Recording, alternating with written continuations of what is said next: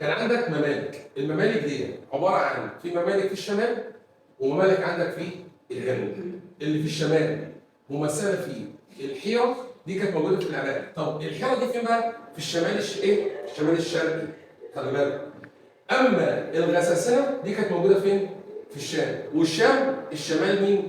الغربي. يعني انت عندك العراق اللي هي الحيره شمال شرقي، انما ديت الغساسنه شمال غربي. عندك بقى القبائل اللي راحت عاشت في الحيره وفي الغساسنه. القبائل دي اصلهم اصلا من اليمن بعد لما سد مأرب انهار، خلي بالك. فاذا معظم الدول او معظم الممالك اللي قامت في الشمال بسبب اليمن، خلي بالك، هي النواه، هي الاساس. طب عندك تحت بقى في الجنوب 3 ممالك، معين وسبأ وحمير، خلي بالك. الاقرب لبحر القلزم اللي هو البحر الاحمر هتبقى انهي؟ اللي هي حمير دي، عشان باجي بس اقول لك، يقول لك في الامتحان معين وسبأ وحمير. ال3 ممالك دولت، اشهر مملكه فيهم او اكثر مملكه كانت جاره هتبقى مين؟ حمير دي اللي هي في اليمن. طب بالنسبه للغرب بقى، غرب شبه الجزيره العربيه، كان في الحجاز 3 مدن، يثرب ومكه والطائف. طب ايه الشبه ما بين مكه ويثرب؟ طبعا الجانب الاقتصادي اللي هو التجاره، خلي بالك، زائد وجود الاسواق زي سوق عكاظ وزي المجاز ومجنى.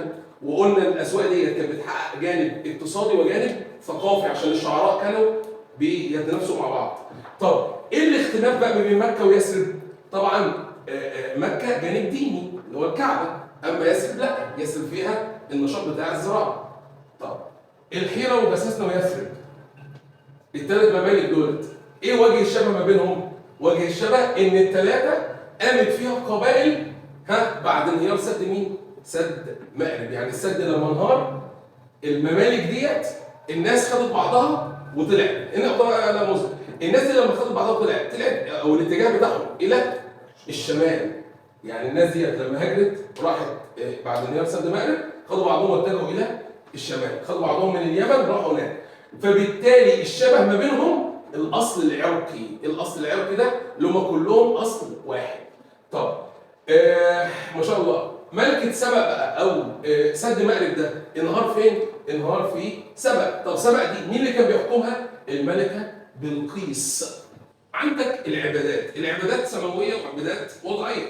من اشهر العبادات الوضعية اللي كانت بتقدس عناصر الطبيعة هي السابقة، اللي هو عبد الكواكب والنجوم. كانت مشهوره فين؟ كانت مشهوره في اليمن. مملكه سبأ، قال لك مملكه سبأ كان ليها السبب في التغيير الديموغرافي. يعني ايه تغيير ديموغرافي؟ يعني ان السكان خدوا بعضهم وانتقلوا الى شمال شبه الجزيره العربيه بعد انهيار سد مأرب. طب العلاقه بين الحيره والغساسنه، قال لك العلاقه بينهم كانت تتسم بالعداء والصدام. يعني ايه العداء والصدام؟ يعني كانوا دايما بيتخانقوا مع بعض، نظرا لايه؟ نظرا ان الفرس بيتخانقوا مع الروم.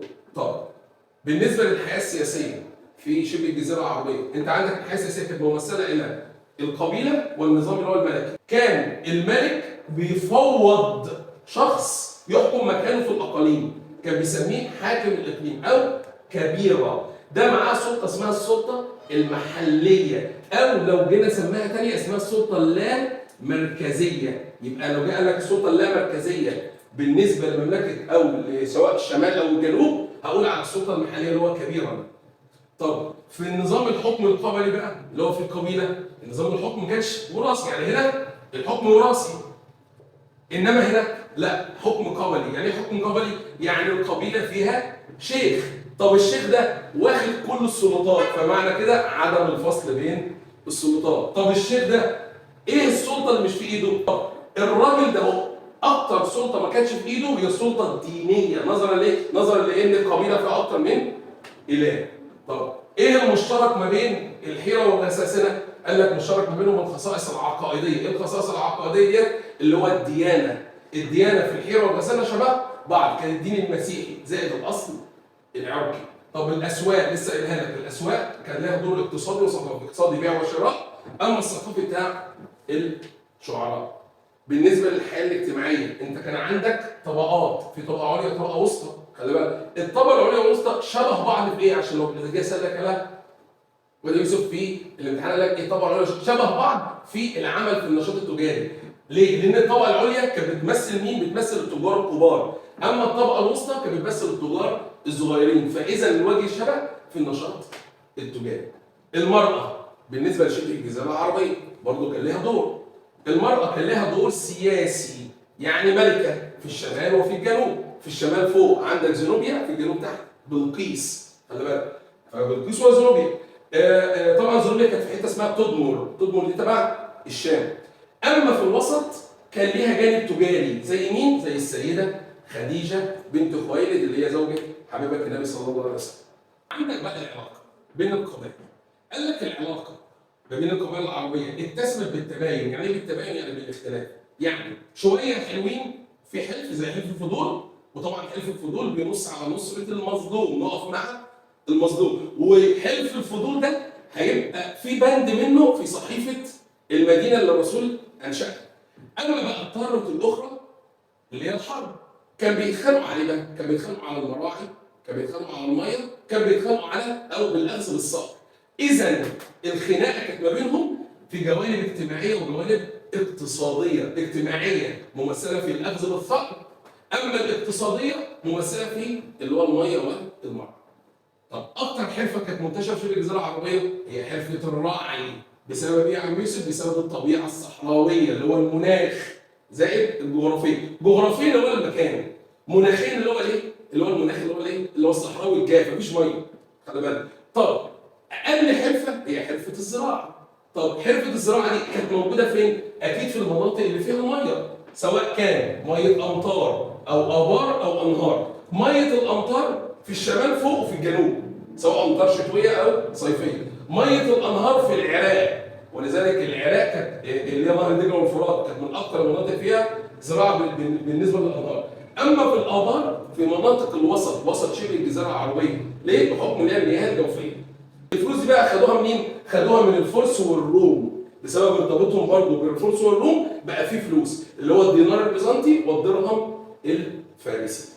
المرأة قلنا ليها أكتر من دور، ليها دور اجتماعي اللي هو غزل الصوف، اللي هي تعمل زي التريكو. أما ليها دور عسكري اللي هي تطلع مع الجيش عشان تعمل تضميد الجرحى. إيه تضميد الجرحى دي؟ اللي هي بتعالج الناس وتفضل في الحرب تقعد إيه؟ تقعد تقرع الطبول، يعني تفضل إيه؟ تطبل عشان تحمس الناس. أما بقى دورها السياسي إن هي بقت ملكة. طب في دور تجاري؟ طبعا الدور التجاري اللي هو السيدة خديجة بنت خويلد. الحيرة والغساسنة. طبعا لو جيت سألتك مين أقدم منطقة ومين أحدث منطقة، عشان السؤال الحتة دي مهمة لا نوزن. الحيرة والغساسنة الأحدث، هي الأحدث من حيث النشأة. إنما الأقدم ممثل في مين؟ ممثل فيه اللي هي سبأ، اللي هي المنطقة اللي هي اللي هاجر منها الناس.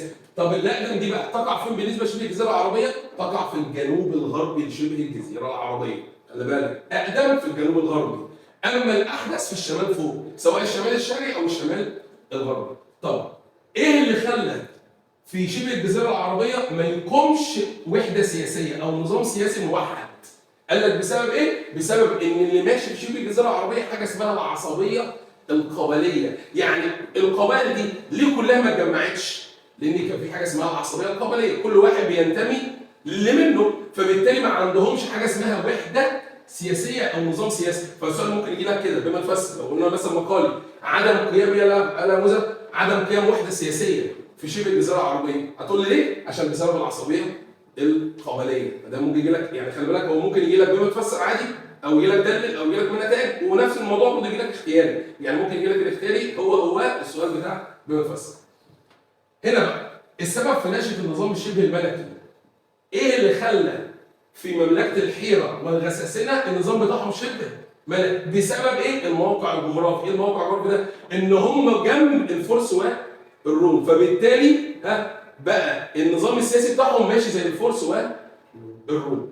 عندك بقى الزراعة. طبعا الزراعة هتكون موجودة فين؟ هتكون موجودة في الشمال الشرقي، نظرا لايه يا يوسف؟ نظرا للانهار اللي هي المجاري النهرية. المجاري النهرية زي مين؟ زي العراق. خلي بالك. طب في النص بيبقى الميه الجوفيه. يبقى بالنسبه لك في الشمال الشرقي مجاري مائيه، اما بالنسبه في النص الميه الجوفيه. طب الغساسنه اختلفوا عن الروم في ايه؟ طبعا الغساسنه عن الروم او الفرس عن الحيره في الاصل العرقي، خلي بالك، انما شبه بعض في ايه؟ شبه بعض في العقيده الدينيه والعداء للفرس والسياسه الخارجيه. يعني معنى كده ان قضيه مملكه الحيره ومملكه الغساسنه شبه بعض في الاصل العرقي، بيختلفوا عن بعض في حته ايه؟ في حته ان كل واحده فيهم بتنتمي للفرس او تنتمي للروم. الزراعه طبعا انت عندك العلوم بالنسبه لشبه الجزيره العربيه في علم الانواع، علم الفلك وهكذا، وعلم الهندسه. الزراعه كانت قايمه بسبب علم الانواع، علم الانواع اللي هو الرياح والامطار. اما التجاره كانت ممثله في علم الفلك. طب المشاريع اللي عملوها اللي هي السدود والقناطر علم الايه؟ علم الهندسه، عشان الحته دي مهمه، خلي بالك. يبقى الانواع زراعه، اما الفلك تجاره، والقناطر والمشاريع علم الهندسه. نقطه بقى مهمه اللي هي الصراعات والحروب. الصراعات والحروب يعني كثره الحروب كانت سبب ان هم يهتموا بصناعه السيوف والرماح. يبقى اذا الصراعات والحروب اللي ما بينهم خلتهم يهتموا بصناعه السيوف. اكتر منطقه قلت لك، اكتر منطقه تحت في اليمن فيها تجاره ومرتبطه ببحر القلزم هي منطقه حمير او مملكه حمير. هي يعتبر من احدى المناطق اللي اهتمت بعلم الهندسه. ليه؟ بسبب سد مأرب، خلي بالك.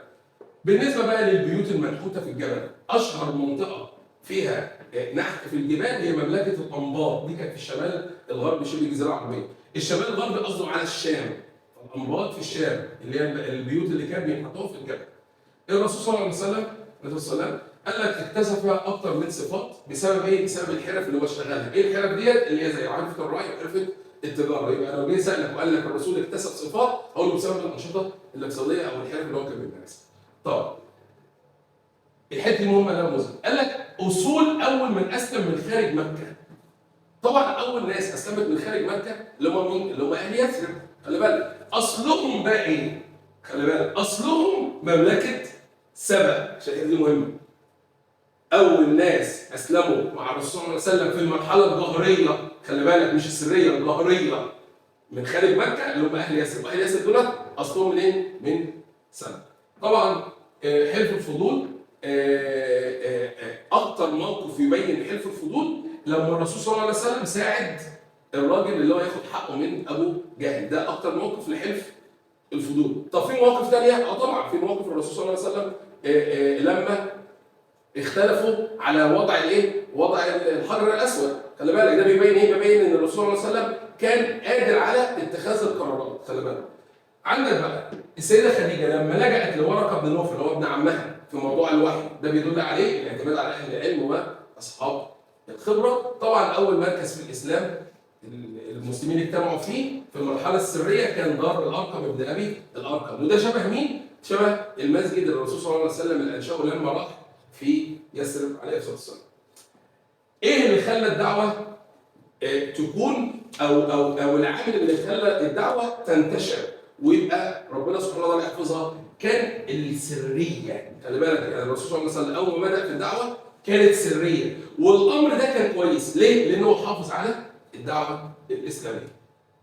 اخر نقطه، الرسول صلى الله عليه وسلم حاول النشر في بدايه المرحله الجاهليه عن طريق مين؟ عن طريق الاستفاده من التجمعات الاقتصاديه. يعني الرسول صلى الله عليه وسلم لما بدا ينظر بالدعوه استخدم ايه؟ استخدم التجمعات الاقتصاديه والاجتماعيه، والامر ده شبه مين؟ شبه موقف قريش لما كانت عايز تقضي على الدعوه. قريش عشان تقضي على الدعوه كانت بتروح الكعبه وكانت بتتخذ الاوقات بتاعه الناس اللي هم الحجاج، كانت مخليه ناس معينه هي اللي تحارب الدعوه زي وليد بن المغيره وابو لهب وابو جهل. خلي بالك عشان الناس دي لها وضعها ولها كان. طبعا العامل المشترك في الدعوه السريه والجهريه طبعا هو دعوه الاقربين. تعدد اساليب قريش للقضاء على الدعوه الاسلاميه في مكه. طبعا قريش استخدمت اكثر من اسلوب، سواء كان ما شاء الله الاشاعات، ثاني حاجه كانت وهي المفاوضات، ثالث حاجه اللي هي الايذاء، اخر حاجه كانت المقاطعه. كل اسلوب كان بيستخدموه طبعا ما بينجحش بسبب ايه؟ بسبب قوه وثبات المسلمين.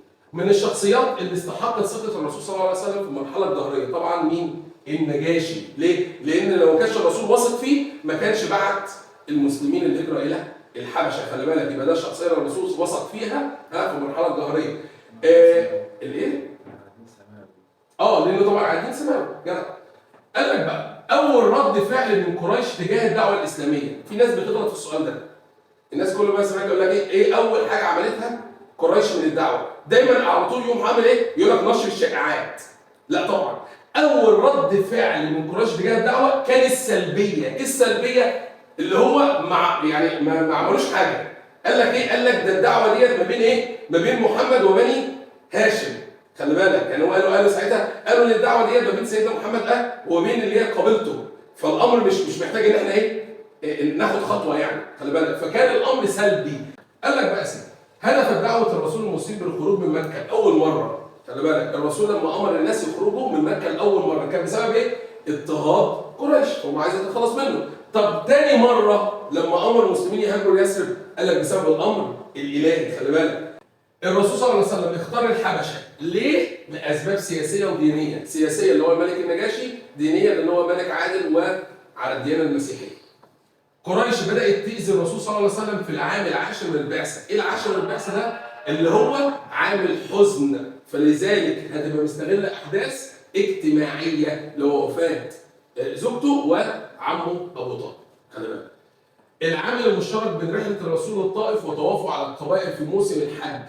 يعني ايه الشبه ما بين لما الرسول راح للطائف ولما كان بيطوف حوالين في موسم الحج؟ طبعا البحث عن مكان جديد للدعوه. الرسول كان بيدور على مكان جديد للدعوه. الانصار مثلوا حائط الصدر الرسول صلى الله عليه وسلم ودين الاسلامي. امتى؟ بعد بيعه العقبه الثانيه. خلي بالك، يعني الانصار بقوا واقفين ورا الرسول على طول وهينصروه بعد بيعه العقبه الثانيه. انما بيعه العقبه الاولى الرسول اتفق معاهم على اساسيات الاسلام. بيعه العقبه الاولى اساسيات الاسلام. بيعه العقبه الثانيه ان الانصار هينصروا ويقفوا مع الرسول صلى الله عليه وسلم. وطبعا البيعه دي ارست، يعني حطت واكدت على مبدا اسمه الديمقراطيه. ايه الديمقراطيه ده؟ لما الرسول انتخب 12 نقيب، 9 خزرج و3 اوس. ظهرت تبعيات تجاور اهل يثرب مع اليهود. يعني ايه؟ بحكم ان اليهود كانوا عايشين مع اهل يثرب ظهر امر ايجابي. ايه الايجابي؟ وجود تمهيد لاهل يثرب بالدخول في الاسلام. يعني اهل يثرب كانوا مؤهلين يخشوا في الاسلام بحكم ان هم كانوا عايشين مع اليهود. وتوجد اسباب اجتماعيه ثانيه. ايه الاسباب الاجتماعيه؟ اللي هي طبيعتهم، ان هم اهل يثرب كانوا يعني كويسين، كانوا لينين القلب. اما في سبب عسكري وسياسي، وهو ايه؟ الحروب اللي كانت بتدور ما بين الاوس والخزرج. الرسول هيهاجر من مكه الى يثرب. طبعا بقى المهمه ديت محتاجه ايه؟ محتاجه اكتر من شخص، اللي هو اختيار الاشخاص القادرين على اتخاذ القرارات. زي مين؟ زي اسماء بنت ابي بكر. طبعا اسماء بترعى الرسول. اما عامر بن فهيره كان دوره تضليل قريش لما كان بيمسح الاثار. اما عبد الله ابن ابي بكر ده كان دوره الاستطلاع. اما عبد الله ابن أريقط وما كانش لسه مسلم، ده كان الدليل ودوره جغرافي. ففرق ما بين عبد الله بن أريقط الدليل وعبد الله بن ابي بكر اللي هو كان بيجيب لهم اخبار. خلي بالك، والامر ده بيدل على اهتمام الرسول باهل العلم والخبره، لان الرسول اختار ناس كويسه. هنا بقى الرسول اسس دولته في يثرب. خلي بالك، واول قبيله دخلت الاسلام كانت الخزرج مش الاوس، الخزرج. خلي بالك، قريش قال لك كانت بتسعى ان هي تثني وتبعد الرسول عن الدعوه. يعني كانت دايما بتحاول ان هي تخلي الرسول يبعد عن الدعوه عن طريق ايه؟ عروض اقتصاديه وسياسيه. اقتصاديه اللي هو الفلوس، سياسيه اللي هو المكانه، اللي هو ياخد مكانات يعني، او ياخد مكان في المدينه. الرسول صلى الله عليه وسلم كان حريص هو واصحابه من عدم استخدام القوه تجاه قريش. يعني عدم استخدام القوه تجاه قريش. طبعا النبي كان صلى الله عليه وسلم جه في فتره لما بدا يقر بالدعوه، قريش بدات تستخدم اسلوب وحش ضده. هو ما استخدمش اسلوب وحش، لا ده بالعكس، ده كان اسلوبه اللي هو الحكمه والموعظه الحسنه، زائد ان هو كان بينقذ المستضعفين. فهنا بقى ولذلك قال لك الرسول صلى الله عليه وسلم ليه ما استخدمش القوه؟ اقول لك لاسباب اجتماعيه. ليه؟ عشان ما يعملش فتنه داخل المجتمع. ايذاء قريش زاد واتسع هو مع للرسول والمسلمين في مكه. امتى؟ بعد زياده عدد المسلمين. التكافل، خلي بالك فرق ما بين التكافل والمواطنه. التكافل الاجتماعي مسلمين مع مسلمين، اما المواطنه مسلمين مع غير مسلمين، عشان تبقى ثوابت. دي ثوابت، مسلمين مع غير مسلمين دي مواطنه، مسلمين مع مسلمين دي تكافل. خلي بالك، والحته ديت هتجيلك. فالتكافل قال لك عن طريق مين؟ عن طريق انقاذ المستضعفين، عن طريق الصحابه. يعني الرسول صلى الله عليه وسلم كان بيبعت الصحابه عشان ينقذوا الناس اللي هي كانت متبهدله او كانت ضعيفه او كانت بتتعذب، زي بلال كده مثلا. زهير بن ابي اميه اللي هو من قبيله بني هاشم لما وقف مع الرسول في المقاطعه الاقتصاديه، ده بيدل على العصبيه القبليه. بس خلي بالك العصبيه القبليه ليها شكل سلبي ولها شكل ايجابي. الشكل الايجابي اللي هو موقف زهير بن ابي اميه، ده الشكل الايجابي. امتى؟ لما نقد الصحيفه بتاعت المقاطعه. خلي بالك. طب المقاطعه بتاعت قريش كانت مقاطعه اقتصاديه واجتماعيه. اكثر تاثيرا اللي هي المقاطعه الاقتصاديه. خلي بالك. يعني انا اقول لك مثلا انهي مقاطعه اللي الرسول صلى الله عليه وسلم اتاذى منها قوي؟ اللي الاقتصاديه ولا الاجتماعيه؟ لا، تقول لي الاقتصاديه. ليه؟ لان الاقتصاديه ما كانش ولا في بيع ولا شراء، فبالتالي ما كانش لاقين اكل. اما الاجتماعيه اللي هو عدم التزاوج من بعضهم البعض، فملاش لازمه يعني، او مش هتزعل بمعنى صح. هنا بقى قريش بدات تنشر الشائعات والكذب حول الرسول. ليه؟ قال لك عشان تاثر على المسلمين الناحيه النفسيه. خلي بالك الناحيه النفسيه اللي هو نشر الشائعات. لما حد مثلا يقول عنك مثلا كلمه مش كويسه، انت نفسيتك بتزعل. فهم اشتغلوا على الجانب النفسي عن طريق الشائعات. هنا بقى الرسول صلى الله عليه وسلم لما راح في المدينه وانشا المسجد كان ليه اكتر من دور. دور سياسي، دور ديني، دور اجتماعي، دور خلي بالك. هنا بقى يقول لك ايه؟ في ادوار دلوقتي المسجد ما بقاش يعملها. يعني المسجد النبوي كان بيعملها، دلوقتي المساجد ما بتعملهاش. ايه هي بقى الادوار ديت؟ اللي هي الادوار السياسيه والعسكريه. الهدف الرئيسي من اصدار الرسول صحيفه المدينه، طبعا الرسول صلى الله عليه وسلم لما انشا المسجد بعد كده اخى بين المهاجرين والانصار، بعد كده عمل صحيفه المدينه اللي هو دستور المدينه. هنا بقى الصحيفه ليه؟ عشان يضع اسس الدوله الاسلاميه اللي هو اطار الدوله الاسلاميه او اساس الدول الاسلاميه. ظهرت التحالفات في يثرب قبل هجره الرسول. يعني قبل ما الرسول يهاجر الى يثرب كان في تحالفات ما بين اليهود وما بين القبائل اللي كانت موجوده. يعني مثلا قال لك قبيله الخزرج عملت تحالف مع بني قينقاع. بني قينقاع دي فين؟ في وسط يثرب. طب قبيله الاوس عملت مع بني النضير وبني قريظه. بني النضير في وادي بطحان، اما بني قريظه في وادي مخزوم. الرسول صلى الله عليه وسلم ساعه منذ هجرته ليثرب لما راح